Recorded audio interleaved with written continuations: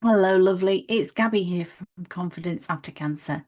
And if you've been listening recently, we've talked a lot about rebuilding confidence, learning to say yes to yourself, and protecting your energy. And today I want to bring it all together with something I call the Thrivers Toolkit. And this is simply a set of simple daily habits that make a huge difference to how you feel after cancer. These are the practices that I use myself, and I also teach inside my Powerfully You coaching program because thriving doesn't happen by accident. It's built one small habit at a time. So, why do habits matter after cancer? Well, after treatment, your energy, your motivation, and your focus can feel unpredictable. Big goals can feel overwhelming. If you feel like everything's going wrong in your life and you want to change everything, that can feel just too much sometimes, completely overwhelming. But small habits are achievable and they give you stability and progress. And the secret is consistency, not perfection. So, one day at a time, one foot in front of the other, that is how you get to building the life that you want with small daily habits that in the end become non negotiable. And I can look back now and say, over several years, these daily habits have become part of my life that I'm not even conscious of them sometimes. Okay, so I want to think about recently I came back from Cyprus. I had a wonderful time on my Cyprus Rocks holiday. It was great, but we did have a lot of late nights. We had a lot of alcohol, a lot of meals. I ate far more than I usually eat in a day because the food there is just amazing. And so my whole routine went out of the window. When I came back to Manchester, I didn't, from day one of being back in the UK, just go back and overhaul everything. I just started by being really kind to myself, some gentle habits, a walk in the morning, really focusing on my hydration because I know I've been drinking too much alcohol. So really upping my water and the energy drinks that I drink, the natural ones, and really a lot of early nights because I know I was sleep depleted as well. So again, it's about thinking, being kind to myself, and those simple things kept my calm energy going and helped me transition back into day-to-day life. So the Thrivers toolkit that I'm going to talk about, I'm going to pick out five of the areas that we look at in that today. And again, these are very simple things that you can do. And all as always, with the things that I'm going to teach you, you don't have to do every single one. I'm not prescriptive about this. You might think some of these things, oh, doesn't really work for me, or that's not something I need to think about. And that's absolutely fine. With all of these things, I want you to pick and choose what do you need? What is something that actually you could just focus on? And now, if you want to do all five at once, again, you might get overwhelmed and think, well, this is too much, I can't do it. So I'd urge you just to pick one and maybe try it for a week and see how that works for you. Does it make you feel better? So, what are these five things? Well, the first one, morning check-in. And I'm a big believer in waking up in the morning and setting your intention for the day. And before you reach for your phone, ask yourself, how is my energy today? What kind of a day do I want to have? Because if you don't set that intention, what I found in the past is if you don't run the day runs you. Do you know what I mean? So life takes over, priorities take over, and before you know it, it's bedtime and you haven't achieved what you wanted to do. So think about what is the intention for the day. And it could be a simple intention of, I just want to be happy today. That's absolutely fine. You don't have to set the world on fire every day. But I really would like you to ask yourself, how is my energy today?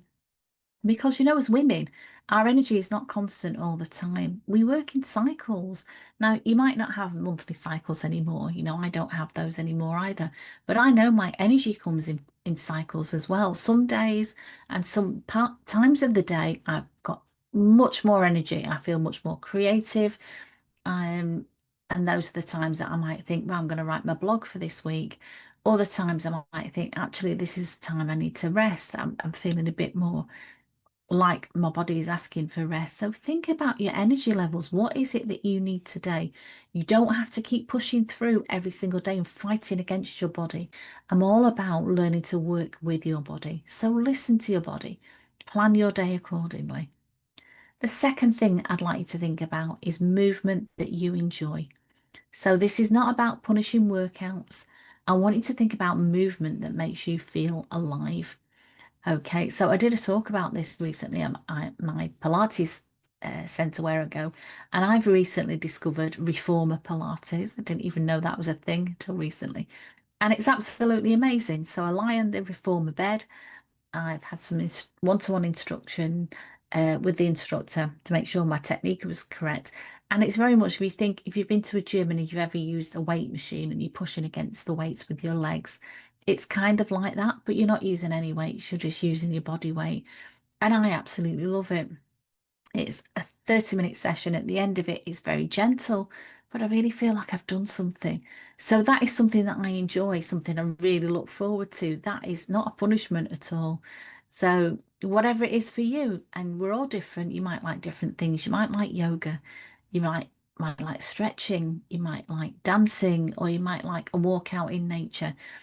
There's so many things as well now, amazingly, on YouTube that you can follow. There are all sorts of different channels dedicated to all sorts of different movements. Whatever it is that you like doing, I'm sure you can find an online free program that you can follow. But think about doing some, we know we have to move our bodies, particularly as we get older. If you don't move your body, and I've for many years have worked in an office, and that's really not good for you to be sitting down all day, every day. So think about moving your body and just cherishing your body and making sure that you're doing something today that your older self will thank you for. Okay, think about some movement that you enjoy. The next one is about food, and I always come back to this because I'd like to think about food as nourishing your body, not punishing it. And people, when sometimes people think about starting a healthy eating regime, oh, I'm going to be deprived. I've got to eat things that I don't like. Absolutely not. Food is fuel. It's not a battleground.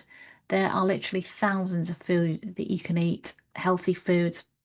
I'd like you to think about eating to support your energy and your recovery. So think about colourful, real food that loves you back. Try and cut down on processed food if you're eating processed food, because that is one of the things that's not great.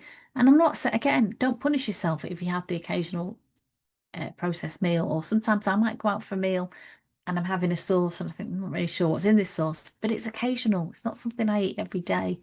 I like a sweet I've got such a sweet tooth. I love a sweet cocktail or a sweet pudding, but I don't eat that morning, noon, and night. It's an occasional treat. And when I have it, I don't feel guilty. I enjoy that food because I know that over 80% of the time I am enjoying colourful, real food that's nourishing my body. Okay, so think about food as nourishment, not punishment.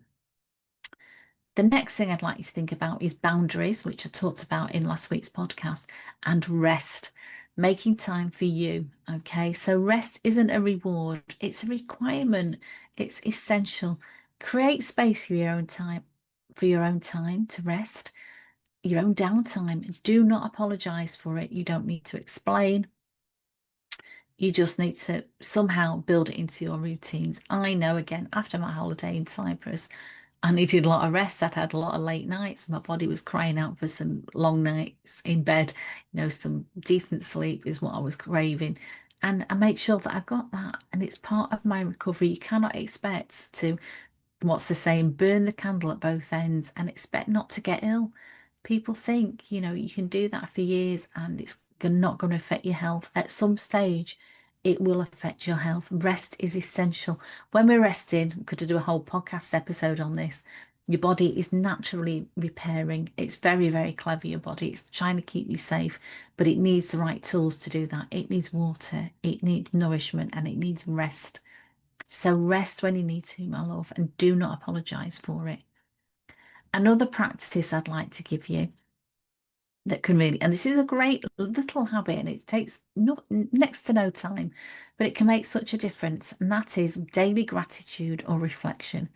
So each night, think about writing down, if you've got a little journal, a little book, or you could even put a note in your phone, but just write down that one thing that you are proud of about yourself.